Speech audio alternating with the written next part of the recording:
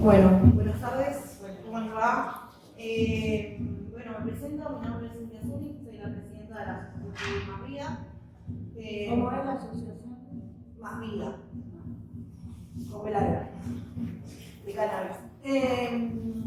Nosotros venimos hoy a comentar un poco lo que es la comunidad canábica, de dónde venimos, cómo surgió esto de las nuevas leyes que hay de cannabis y cómo también se refiere el cannabis medicinal y la industria del cannabis en Argentina, cómo está hoy, para que más o menos todos entendamos un poco de qué se trata esto.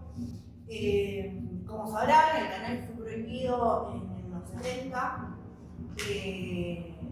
Un poco el cáñamo ya era una industria. Si ustedes ven como en la historia, Belgrano fue uno de los primeros que trajo en los barcos las sodas hechas de cáñamo. Ya en ese momento se hablaba del cannabis y luego en los 70, así como la industria empieza a crecer del cáñamo, empieza a ocupar espacios que los grandes monopolios no estaban de acuerdo, y en Estados Unidos se empezó a decir que el cannabis era la puerta de entrada a otras drogas. Por ejemplo, muchos habrán escuchado eso, que el cannabis era la puerta de entrada a otras drogas, es la puerta de entrada a otras drogas, lo cual es mentira. Científicamente ya está comprobado que... Exacto, pero es así.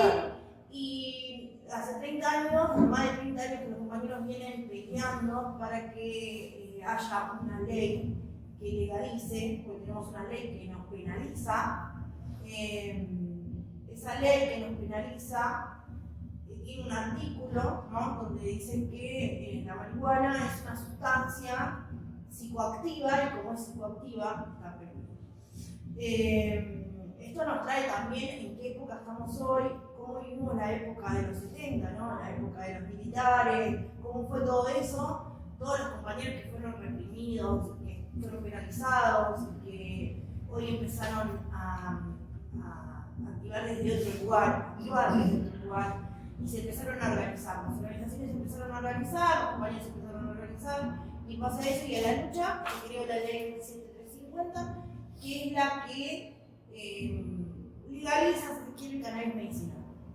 Eso fue una lucha de muchos padres también, durante muchos años, que vivieron viendo cómo el cannabis modificaba a los chicos con autismo, con TEA, con NEA, con un montón de patologías, de epilepsia, obviamente, pero un montón de otras patologías que no eran la epilepsia, que también el cannabis venía a tratar y venía a sacar un montón de medicación que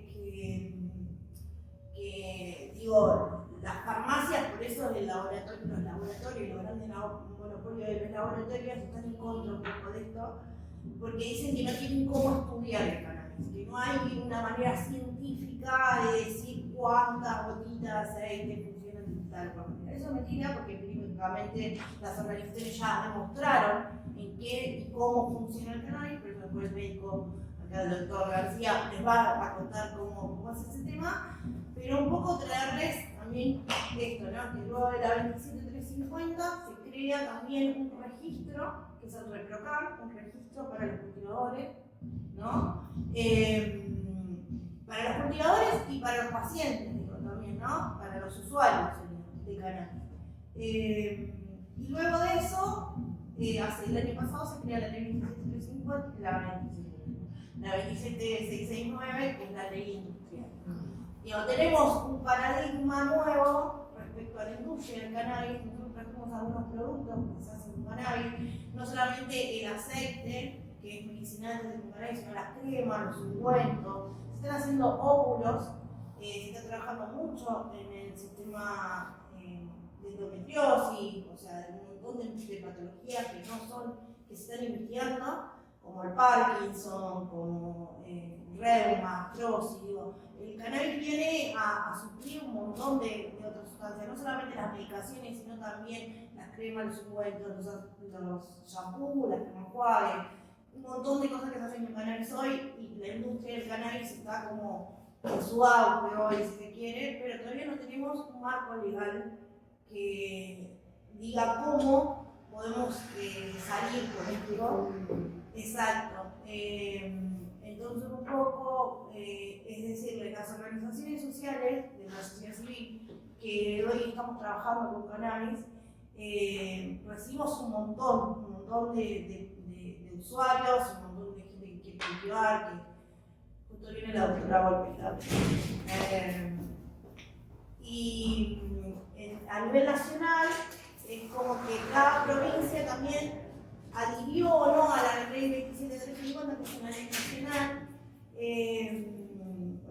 y hay, por ejemplo, la ley de Entre Ríos es una de las mejores del país, porque tiene como esto que les cuento de cómo cultivar, de cómo hacer determinadas cosas. Entonces, digo, lo que está bueno que sepan es que hoy sí se puede cultivar, hoy sí se puede hacer un aceite, pero todavía está en un gris cómo industrializar el cannabis. O sea, ya vemos en las ferias que hay gente que vende cannabis, vemos en las ferias de barrio, lo vemos en distintos lugares, en las redes que se está vendiendo el cannabis, pero todavía no tenemos una ley que enmarque eso, que diga que eso es legal. Eso todavía sigue estando en un gris, que no sabemos si ni es legal, si no es legal, lo que a la interpretación del fiscal, a la lenguaje, si te denuncia, agarra esa causa.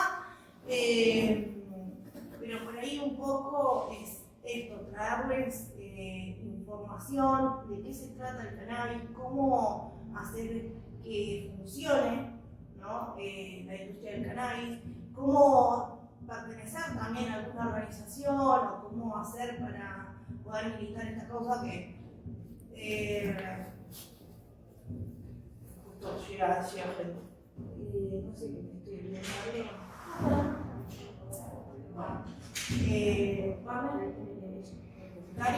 Bueno, ¿qué tal? Buenas tardes, muchas gracias a Igualar por recibirnos, por darnos esta posibilidad de difundir un poco qué es lo que hacemos. Yo pertenezco a una organización que se llama Doincana. DOIN es una asociación dedicada a la docencia, a la investigación y a la gestión en cannabis y patologías crónicas. Somos una asociación que nace un poco al revés de lo común, porque nacemos desde un dispositivo clínico, o sea, éramos un dispositivo clínico, un centro médico que comienza a asistir primero a nuestros amigos cultivadores y rápidamente eso se transforma en asistir a usuarios de cannabis que abastecían nuestros amigos. Básicamente pasó muy rápidamente eso y bueno, venimos de esa época donde nos encontrábamos con gente que llegaba a nuestro consultorio ya consumiendo cannabis, no sabíamos qué tipo de cannabis, cómo estaba compuesto, quién lo había fabricado, si el primer frasquito era el mismo que el segundo, bueno, cómo había sido cultivado, eran como muchos los desafíos, también llegaban los casos maravillosos, ¿no? Y uno decía, ¿cómo hago que esto que me pasó maravilloso le pase también a este otro? Bueno, un poco encontrándonos con todo eso, la primera medida que tomamos fue capacitarnos, tuvimos la posibilidad de viajar, de capacitarnos en países donde estaban un poco más avanzados en la reglamentación y en el ejercicio del uso del cannabis. Y una vez un poco así formados, empezamos a transmitir, ¿no? Esto desde, como les decía, Doincana, sus siglas son la docencia, la investigación y la gestión. Bueno, dentro de lo que es docencia, nos dividimos como en tres ejes. Empezamos con todo lo que era charlas, talleres, jornadas, acompañando a ONG de territorios en sus labores diarias, asistiendo a la comunidad. Avanzamos un poquito más y eso lo llevamos un poquito más arriba en lo que fue el desarrollo de cursos, diplomados, posgrados a nivel universitario y capacitando desde todo tipo de organismos del Estado, al CEDRONAR, a las fuerzas de seguridad, digamos, tratando de transmitir y hacer esto un poco más conocido y más amplio. Llevamos el primer curso de capacitación a la UBA en el año 2019. A partir de esto, lo que hicimos fue generar también formamos parte de una organización americana que se llama CanAmerica, que está formada por científicos de toda América, que nos juntamos una vez al año en alguna ciudad americana. La primera fue en Lima, Perú, en el 2019, 2020 en Santiago de Chile, 2021 en Argentina, en Chilecito, junto al segundo Congreso Argentino de Cannabis, y hicimos este año el último en Ecuador. Estamos ahí planeando el siguiente encuentro, momento en donde un poco ponemos sobre la mesa cómo está el panorama internacional, hacia dónde nos dirigimos, cuáles son los desafíos, qué ingenio utiliza cada uno como para tratar de que esto evolucione. En el último congreso, como les contaba, argentino de cannabis, fue también un desafío porque estábamos en plena pandemia, entonces fue un congreso que se hizo íntegramente virtual, se transmitió de manera virtual, lo cual nos permitió en esta búsqueda de qué estaba pasando a nivel social en Argentina, que eran, digamos, los únicos que abastecían de cannabis, las organizaciones sociales y los cultivadores, la sociedad, digamos, el cannabis seguía después de tantos años saliendo de las manos de los cultivadores, igual que el día de hoy todavía el cannabis que está al alcance de la mano de las personas es de los cultivadores y de las organizaciones sociales. Llegamos a un trabajo de una compañera que no quiero dejar de nombrar, que es Mila Torres, que pertenece a la Cátedra de Patrimonio Cultural Inmaterial de la Universidad de La Plata, la cual desarrolla un mapa cartográfico junto a organizaciones del Consejo Consultivo Nacional, donde hace un relevamiento de las 250 organizaciones legales con papeles que hay a nivel país, cada una con sus diferentes dispositivos clínicos veterinarios, en convenio con CONICET, con INTA, con todos los organismos de ciencias y técnicas, universidades, digamos, hablamos de un desarrollo muy amplio y por supuesto presos en todo el país, ¿no? Eso lo podemos verificar también. Ese mapa se puede encontrar en Google. Sí, es muy bueno porque es un mapa vivo, o sea, cualquier organización puede vincularse y sumarse a ese mapa, pero además cumple un rol, yo digo a veces, en la seguridad, porque cualquiera que pase por una situación de criminalización puede linkearse rápido a la organización más cercana al lugar donde está padeciendo esta situación, avisar y va a haber gente idónea que se va a acercar y que va a tratar de ayudar en ese sentido. Dentro de lo que es la investigación, iniciamos lo que fue el camino de las cepas argentinas terapéuticas, junto al Centro Medioambiental de Investigaciones de la Universidad de La Plata. Lo que se hizo fue seleccionar cepas estabilizadas que utilizaban las organizaciones en su territorio. Esas cepas fueron caracterizadas y cultivadas en la Universidad de La Plata. Nosotros realizamos lo que fue la evidencia clínica en el uso de esas cepas. Llevamos esa evidencia a distintos congresos internacionales, después el doctor va a hablar un poquito más de eso. Formamos parte de la Comisión de Investigación Clínica de la Red Argentina de Cannabis Medicinal del CONICET. Nuestro trabajo, como les contaba, parte de un dispositivo clínico, por lo cual una de las grandes virtudes que sirvió para sistematizar todo este trabajo es que desde nuestros orígenes lo que hicimos fue conseguir un sistema informático idóneo de los que se usan en cualquier clínica o hospital, y tuvimos la posibilidad de que los desarrolladores trabajaran con nosotros desarrollando todo lo que era la atención clínica de cannabis, las escalas de dolor, de sueño, de ánimo que utilizamos para evaluar todos esos casos. Dentro de lo que es el software uno puede elegir un vademecum de medicaciones o diluciones o cepas o terminología que utilizamos en cannabis, elegir sumar un tratamiento con cannabis a los tratamientos habituales, ya que es una terapia complementaria. Actualmente lo último en lo que estuvimos trabajando en investigación es un testeo de capacidad pulmonar en fumadores de cannabis. Lo estamos haciendo en eventos multitudinarios, en expo y sacando ahí un poco conclusiones de cómo están los pulmones de los fumadores de cannabis. Contamos en la página con una jornada de 6 horas de capacitación gratuita cargada en la página web de libre acceso para cualquiera que tenga ganas de capacitarse de lo que es la investigación básica, la veterinaria, psicología, psiquiatría, pediatría, lo que necesiten está cargado en nuestra página web. Además contamos con un ciclo de charlas gratuitas abiertas a la comunidad que se realizan una vez por semana, además en distintos horarios de manera online. ahora la compañera nos va a contar un poco el marco legal del ReproCan. Somos una de las ONG habilitadas ya por el Ministerio de Salud para abastecer usuarios de cannabis. Cumplieron sus derechos, los dejo hablar más. Sí, bueno, entonces pasamos.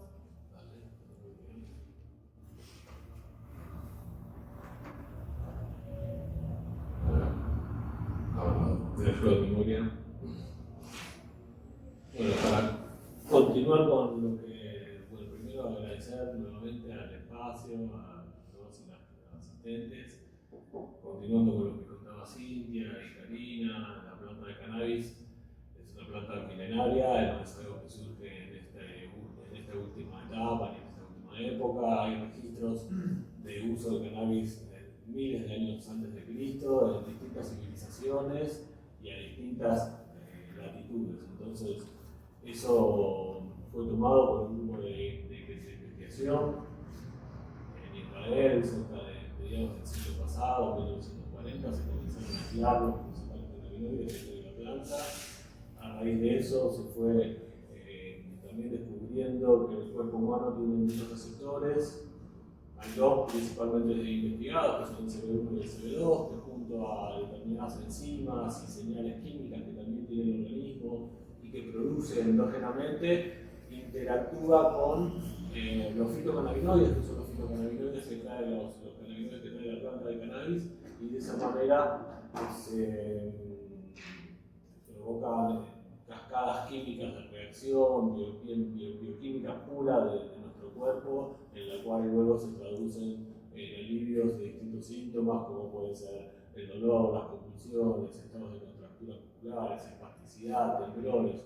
La lista de síntomas que el cannabis nos puede ayudar a acompañar es larga. Eso tiene una explicación, que es este sistema endocannabinoide, que hace un poquito lo habían mencionado, que es el conjunto de receptores, endocannabinoides y todo este grupo de enzimas que, cuando interactúan también con los cannabinoides que trae la planta, nos va a dar toda esta posibilidad terapéutica.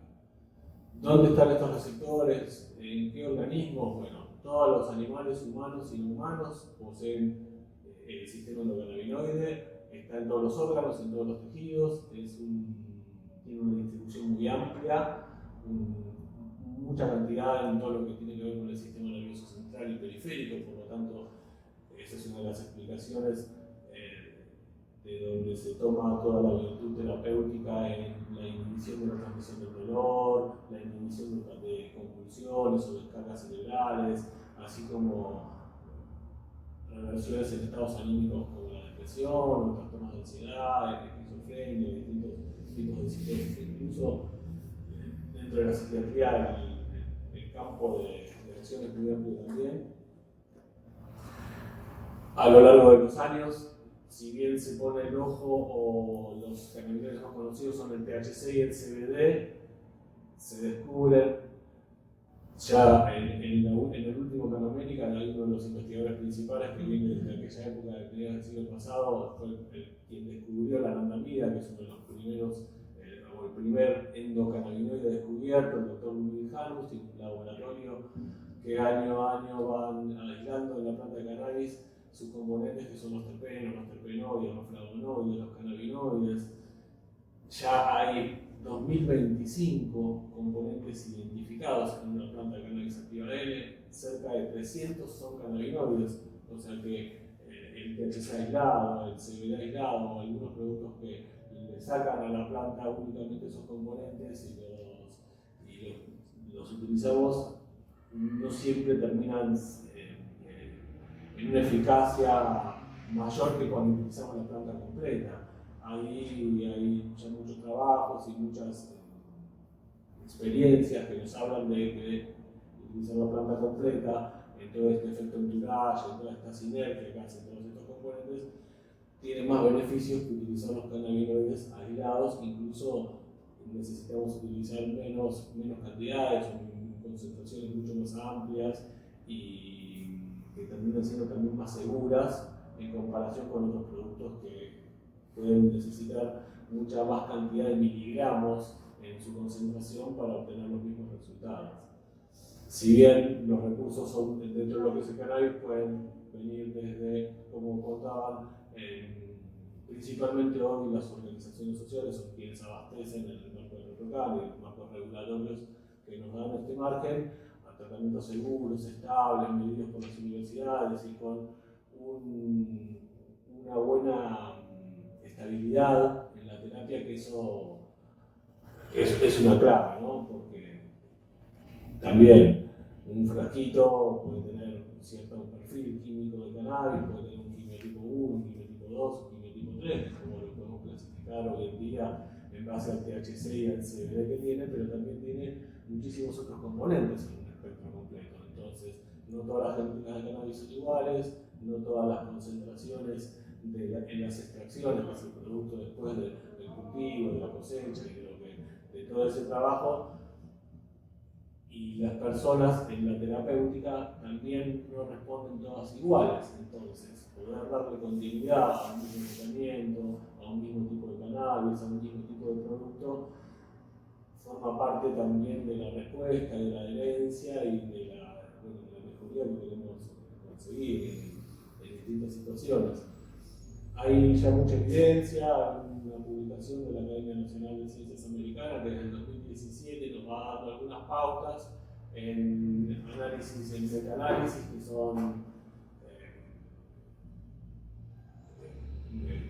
unos ensayos clínicos que crean muchas publicaciones sobre un mismo tema, hicieron eso sobre cannabis y dejaron como conclusiones que desde la terapéutica, el dolor crónico, las náuseas, las convulsiones, la espasticidad, los trastornos del sueño, la presión intraocular, las lesiones traumáticas cerebrales, la disminución del apetito, las intolerancias a los medicamentos, a los tratamientos con antirretrovirales por VIH o por terapias oncológicas, el síndrome de Tourette, deterioros cognitivos, enfermedad de Parkinson, esquizofrenia, estrés postraumático, trastornos de ansiedad, y podríamos hoy en día agregar ya algunas patologías más que vamos teniendo publicaciones y distintas evidencias científicas. Esto es del 2017, ya pasaron algunos años, pero ya existía todo este grupo de publicaciones, lo mismo en revistas reconocidas de dolor. Desde el 2004 hay evidencia de que cannabis sirve para aliviar el dolor neuropático, para aliviar todo tipo de neuropatías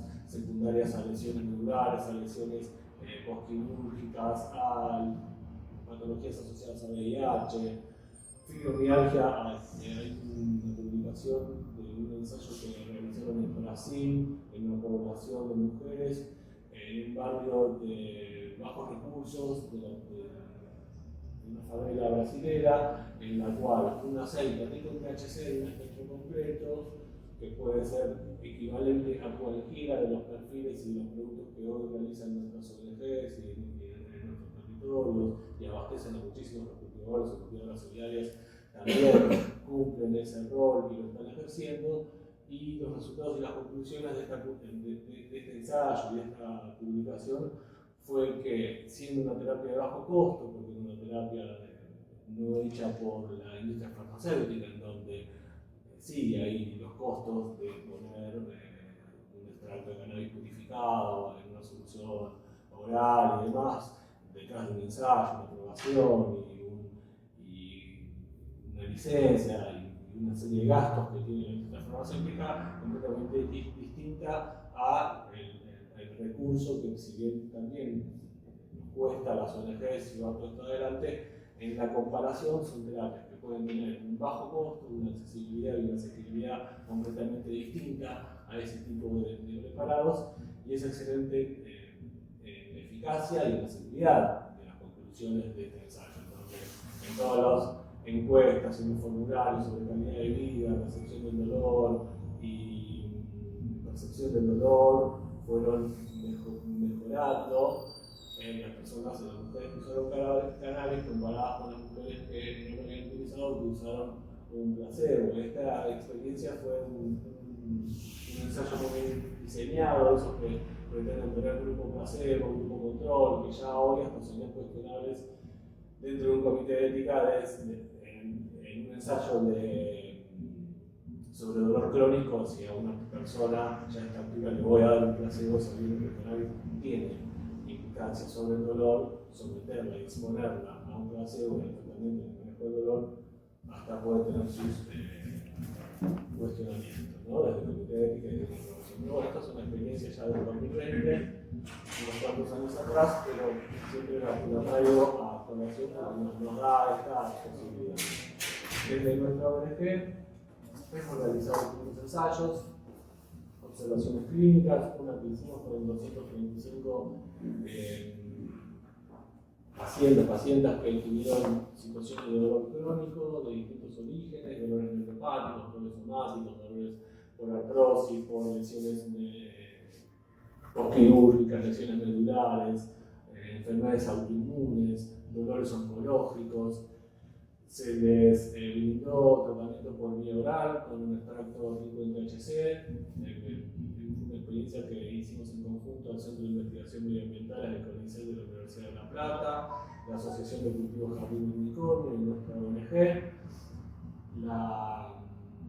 Las conclusiones que tuvimos fue que entre el 72 y el 81% de la población que utilizó y que seguimos en esta observación mejoró el dolor, la percepción del dolor y las escalas de dolor que sufría.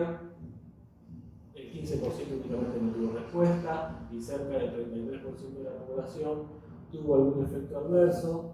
Los efectos adversos hay que prestar atención, es una sustancia activa que, así como tiene a través del sistema endocannabinoide y todas esas reacciones químicas y farmacológicas, por decirlo de alguna manera, que pueden llegar a tener los cannabinoides en nuestro cuerpo y generan alivio, generan relajación, tendencia al sueño. En algunos contextos eso puede ser traducido en una hipotensión arterial, en una hipotimia, en un estado de somnolencia, que al manejo de un vehículo o en una actividad de riesgo o utilizando alguna herramienta nos puede indirectamente jugar alguna pasada y situarnos en algún escenario con algún riesgo para sí mismo o terceras personas también. Existen efectos adversos relacionados a la taquicardia, las palpitaciones, entonces hay una población de personas en las cuales vamos a tener que tener algún cuidado, sobre todo a la hora de instalar los tratamientos con cannabis. Hay distintas interacciones que también los derivados de cannabis pueden tener con otros remedios, como los fármacos antihipertensivos, distintos antiarrítmicos, anticonvulsivos, psicofármacos, opiáceos. Entonces, siempre lo que tratamos de hacer es una historia clínica muy detallada, tener la mayor cantidad de información posible en base a los tratamientos que las personas o los tratamientos que las personas que quieren usar cannabis por alguna situación de salud. El cannabis es complementario a otras situaciones, a otros remedios y a otros esquemas de tratamiento, por lo tanto hay que tener cierto orden y precauciones en personas que tengan patologías cardiovasculares, personas que tengan patologías psiquiátricas de base, menores de 25 años. Existe un neurodesarrollo que está hasta esa edad, en la cual va a haber que utilizar una balanza de riesgo-beneficio a la hora de instalar tratamientos en esa franja etaria, lo mismo que en el embarazo y la lactancia. Con respecto a las vías de administración, el cannabis se puede utilizar, como ahí trajeron las compañeras, distintos productos de uso tópico, productos de uso local, ungüentos, lociones, capilares, o para poner en una articulación, en una zona muscular nerviosa. También hay aceites derivados en aceites comestibles que se utilizan por vía oral o sublingual también. Yo prefiero utilizar la vía oral, que es ingerir toda la dosis de cannabis que vas a utilizar. Debajo de la lengua también funciona. Hay otros sprays o los productos que se diseñan especialmente para la vía sublingual que tienen una más rápida absorción. Cuando titulamos la dosis, que eso es encontrar una dosis adecuada para cada persona, a veces las gotitas son mucha cantidad y abajo de la lengua tardan en absorberse y ahí se dispersa un poco la dosis, entrando en lo que es la farmacocinética y la farmacodinámica de la posología, pero también funciona. Son productos que hay que utilizarlos tragándolos o con un poquito de agua, distintas técnicas para hacer. También se utilizan vaporizadores. Ahí siempre les doy la pauta de que los vaporizadores pueden tener un riesgo que es el acetato de vitamina E o distintos solventes o gliceroles, propilenglicol, saborizantes, THC, CBD sintético. Por lo tanto, lo que son vapeos líquidos e incluso los dispositivos para el vapeo líquido de sustancias ya fueron prohibidos en el hemisferio norte por la FDA y en nuestro Ministerio de Salud y los CENMAT también están prohibidos. Cuando hago referencia a vapear el cannabis, hacer la vaporización de la flor, hay dispositivos, yo tengo uno que siempre traigo para estos momentos, son vaporizadores en los cuales cargamos el recipiente. Y va a ser un chiste, es un vaporizador campeón. Si no, me está tuneado para, ya me cansé de hacerle propaganda y no me lo renueven, entonces ya tiene una. Como corresponde, se pone la flor acá. Estos son el mejor calor es el que sea el calor por convección, que tenga un sensor de temperatura digital, entonces regulando la temperatura, la flor de cannabis se calienta y esto se puede, hay muchos modelos, ¿no? Este tiene una bombillita de vidrio, se inhala o está vacío, pero es la manera equivalente a lo que se conoce como fumarlo el cannabis, que también es el ingreso de humo de cannabis a través de la vía inhalatoria en vez de vapor de cannabis, que también utiliza la vía inhalatoria, que nos ofrece, nos genera una rápida acción entre 5 y 15 minutos, una más corta duración del efecto, pero nos es de muchísima utilidad en el manejo de las crisis. Cuando tenemos una crisis de dolor, una crisis de insomnio, una crisis incluso de ansiedad, de anorexia, hay una necesidad de actuar rápido sobre revertir ciertos estados. Es muy importante saber qué flor colocamos en los dispositivos, no todas las flores de cannabis son iguales, así como hablamos de que hay distintos quimiotipos y perfiles químicos de los aceites, las flores tienen lo mismo, de hecho los aceites están hechos con las mismas flores que ponemos con un dispositivo o un cigarrillo o una pipa de cannabis, y todo ese componente va a tener una tendencia al efecto que va a provocar en el cuerpo, una tendencia relajante, una tendencia más euforizante o estimulante. Entonces ahí es donde vamos a prestarle mucha atención a si hay un estado de ansiedad, utilizamos una flor, una genética, un perfil de cannabis que sea muy excitante, muy estimulante, tal vez potenciemos esa ansiedad y no esté dentro del plan terapéutico, lo mismo un estado depresivo, un estado de apatía, de falta de estímulos. Utilizamos una variedad de cannabis que sea muy relajante, muy narcotizante, muy somnífera, vamos a estar potenciando también ese estadio menos que va a tener esa persona. Ahí está la importancia de utilizar flores que estén estandarizadas, apoyamos hoy en día a las universidades, hay un circuito y una red de laboratorios universitarios y muchos privados también, los universitarios y estatales tienen costos de mejor acceso, ¿no?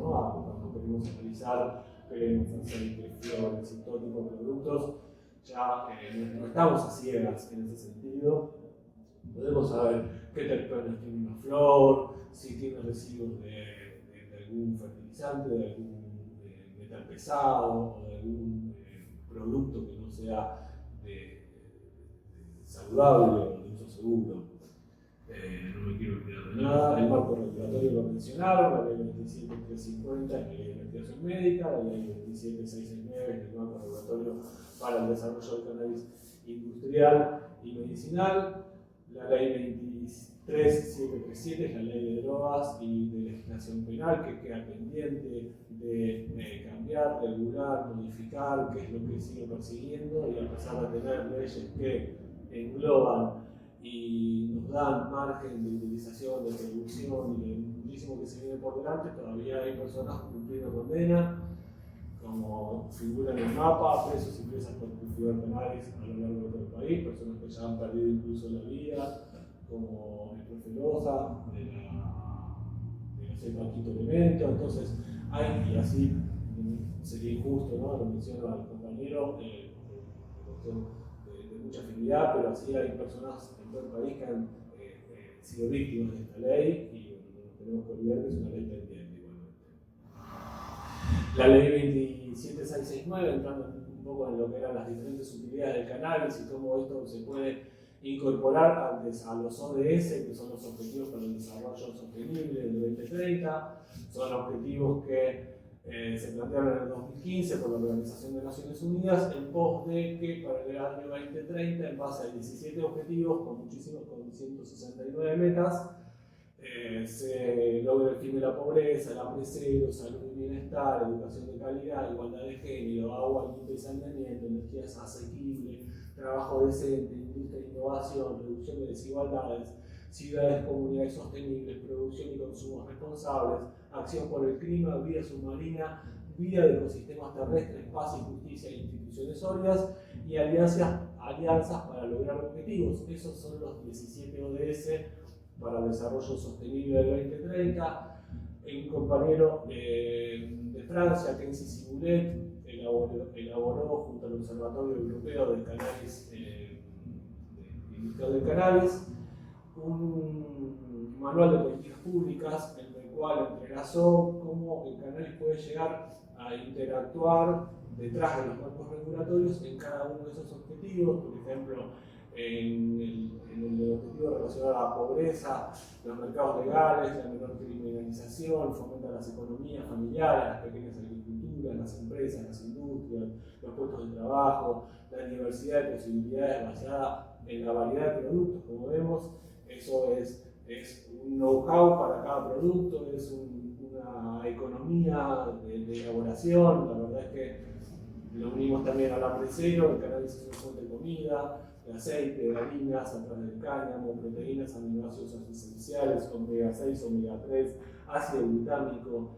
Tiene un impacto positivo en la homeostasis y en el bienestar general de las personas, incluso puede ser en materia prima de muchos nutracéuticos. Lo llevamos al plano de la salud, que es otro de los ODS, estuvimos hablando sobre las distintas aplicaciones terapéuticas. Lo mismo en la educación, la investigación, el intercambio de conocimientos, como viene realizándose desde la sociedad civil, desde los grupos de cultivadores y cultivadoras con las universidades, con el CONICET, con la Red Argentina de Cannabis Medicinal, que nucleó a la organización social y a la estructura estatal de investigación y de ciencia del conocimiento, y se hizo una simbiosis en la cual se crearon hasta empresas estatales en base a todo ese conocimiento. Lo mismo el trabajo decente, el crecimiento económico, la industria, la innovación. Y en el análisis del manual de políticas del compañero Kensi Siboulet, encuentra que las regulaciones en torno al cannabis impactan en 64 de las 169 metas de estos ODS y en 15 de 17 objetivos, siendo los principales puntos en la elaboración de productos y semillas, la fibra y los productos no alimentarios como el bioplástico, la bioenergía, la bioconstrucción, la decontaminación de suelos y aguas, la bioenergía, les dije, la biomasa, la protección a las mujeres. Hay una gran tendencia a que el liderazgo de las organizaciones, de las empresas de cannabis, tengan a las mujeres como principales protagonistas en el sector, comparado a otros mercados laborales, y la innovación social y la reducción de las desigualdades, como el ODS 10 y el objetivo del desarrollo 17, que es otro punto también que mejoraría y mejora las políticas regulatorias y la inclusión del cannabis en nuestras comunidades. Bueno, por ahora eso es abierto a cualquier tipo de preguntas. Muchas gracias.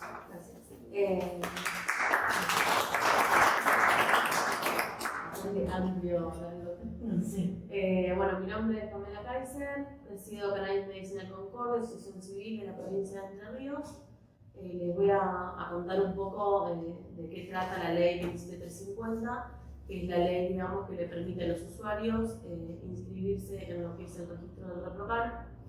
Esta ley fue aprobada y reglamentada en el año 2021. Ya por agosto del 2021 comenzaron a hacer los primeros registros, y lo que le permite al usuario es hacer la inscripción, digamos, para tener un cultivo en su hogar. Tiene 4 perfiles esta ley. Uno es el de paciente, otro es el el perfil para los médicos que van a hacer un registro de estos usuarios, otro es el cultivador solidario y otro es algo que se aprobó este año, que es el perfil de cultivo solidario para ONGs. Lo que podemos comentar acerca del perfil usuario que le corresponde a los pacientes, digamos, es que les va a permitir un cultivo en el interior de sus hogares de hasta 6 metros cuadrados de 9 plantas en floración. Y en lo que sería el cultivo exterior, que es normalmente el que arranca ahora, de septiembre a febrero-marzo, también la cantidad de 9 plantas en floración, pero en 15 metros en exterior. Mucho se habla, y por estos días han habido algunos videos y gente saliendo a hablar de, por ejemplo, lo que es el vegetativo de estos cultivos. Y lo que podemos decir es que la ley en ningún momento habla de la cantidad de plantas que puede tener el usuario vegetativo, más si nosotros tenemos que hacer lectura, que siempre vamos a hacer la lectura para el lado, digamos, que proteja al usuario o al paciente, podemos decir de que esta ley también un poco lo que trae, lo que busca es que el usuario, a partir del cultivo en su casa, empiece a generar las buenas prácticas de cultivo, hacer un seguimiento de las genéticas relacionadas a la patología asociada del usuario. Y esto, digamos, esta información de dónde sale. Sabemos que para que el usuario pueda acceder al carnet del NOTROCAN, a esta inscripción, tiene que hacerlo mediante una consulta médica. Entonces se supone que mediante esta consulta médica va a poder, digamos, a través del doctor, del médico que lo atienda, encontrar cuál es el quimiotipo, como bien nombraba él, 1, 2 y 3, THC, THC, THC, CBD, CBD, THC, para poder continuar su tratamiento, digamos. Entonces, lo que podemos decir es que en la búsqueda de este tipo de genéticas, el usuario, digamos, va a poder cultivar estas 9 plantas en interior o en el exterior. Ahora bien, después tenemos el perfil de cultivador solidario. El cultivador solidario es ese perfil que va a ayudar a las personas que por ahí no cuentan con el espacio o no cuentan con quizás como la experiencia del cultivo, entonces va a delegar su cultivo en otra persona, en el domicilio de esa persona. La persona, digamos, el usuario igual va a hacer la consulta médica y luego de que se haga toda la documentación, se pasa un número de trámite que hace que se validen los datos para poder brindarle, digamos, el acceso a este cultivador solidario a hacer el cultivo. Después tenemos el perfil médico. Hoy por hoy, digamos, los médicos, gracias a las distintas actualizaciones, pueden también ser usuarios. Entonces, el único que está autorizado hoy por hoy a hacer la carga de esta documentación es el médico. Pasa muchas veces que se acercan usuarios contándonos de diferentes organizaciones, fantasmas vamos a llamarle, que hacen consultas por teléfono y demás, cobrando por adelantado las consultas, porque bueno, también sabemos que el acceso a esto hoy por hoy no es gratuito, es una deuda que tiene el Estado o el Ministerio de Salud, si se quiere, para con los usuarios que no tienen acceso a este tipo de consultas. Y por otro lado, también el trabajo de las organizaciones civiles es dar acceso a estas consultas gratuitas, que bueno, tanto ustedes como nosotros sabemos de eso y Cintia también. Entonces, por ese lado, digamos, lo que es el tema de la consulta. Se sabe que todavía no hay una regulación acerca del tipo de fitopreparados que hacemos los usuarios, porque como contaba el doc, podemos fumar, podemos vapear, demás, pero la idea también es ampliar el tratamiento e ir viendo cuál es el conveniente para cada usuario, y por eso la consulta médica y el seguimiento con los médicos.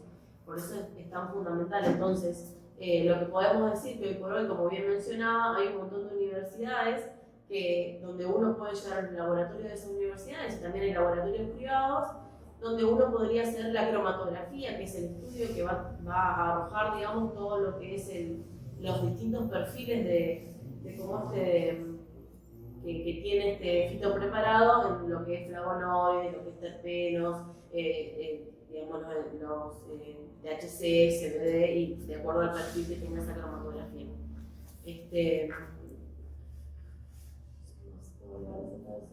No, creo que como, digamos, nosotros creamos esta charla, Carmela nos invitó a dar esta charla acá en el partido, un poco para que todos los compañeros sepan qué es el cannabis o cómo funciona. Tenemos compañeros que están trabajando, que son padres con niños autistas dentro de lo que es la comunidad, que también la vienen militando desde el lado ese del cannabis medicinal, pero también, digo, se deja fuera el usuario del cannabis recreativo hoy, ¿no? O sea, que el que quiere fumar cannabis hoy no puede, porque la ley dice que si no tenés una patología tal o cual no podés, ¿no?